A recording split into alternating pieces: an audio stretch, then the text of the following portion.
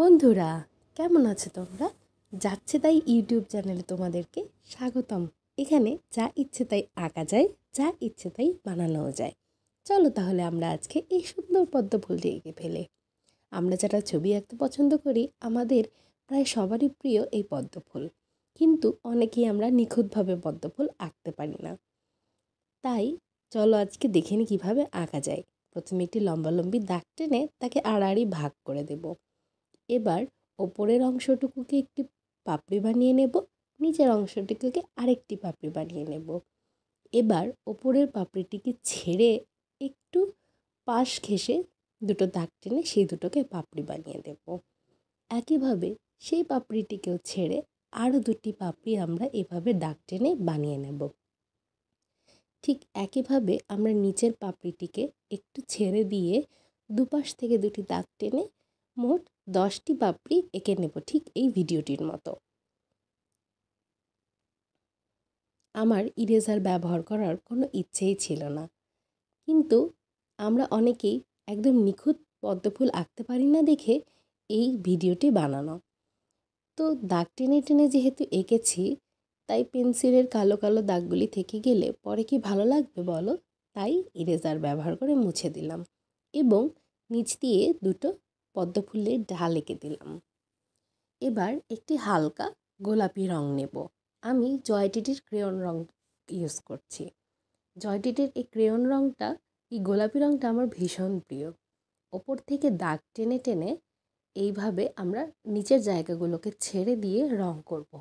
আমরা অধিকাংশ সময় পাপড়ির নিচের অংশ, প্রতিটি আলাদা আলাদা পাপড়ির নিচের অংশে আমরা গাঢ় রং করে থাকি এবং ওপরের দিকে হালকা করে থাকি। কিন্তু আমরা আসলে এটি পদ্মফুলে দেখতে পাই না। আমরা যেটা দেখি, পদ্মফুলের ওপরের অংশেই রং থাকে গাঢ় এবং নিচের দিকে যত যায় তত হালকা হতে হতে একসময় সাদা হয়ে যায়।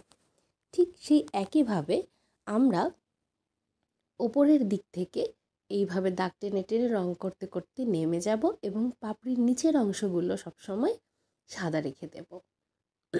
এবার এর চাইতে আরেকটু গাঢ় একটি গোলাপি রং নেব, নিয়ে একইভাবে আগের গোলাপি রংটাকে থেকে একটু ছেড়ে দিয়ে আবার দাগ টেনে টেনে রং করে দেব। এইভাবে সবগুলো পাপড়িতে আমরা রং দিতে থাকবো। পদ্ম ফুল কি সুন্দর একটা ফুল, তাই না বলো? আমার তো ভীষণ পছন্দ। আগে স্কুল থেকে বাসায় ফেরার সময় স্কুলের বাহিরে পদ্ম ফুল বিক্রি করতে দেখতাম। প্রায় প্রতিদিনই টিফিনের টাকা বাঁচিয়ে পদ্ম ফুল কিনে নিয়ে বাসায় এসে রেখে দিতাম। আমার এটি ভীষণ ভালো লাগে, আঁকতেও যেমন ভালো লাগে, দেখতেও তেমন ভালো লাগে। এবার আগের গোলাপির চাইতেও হালকা একটি গোলাপি রং নেব, যেটি প্রায় সাদার কাছাকাছি।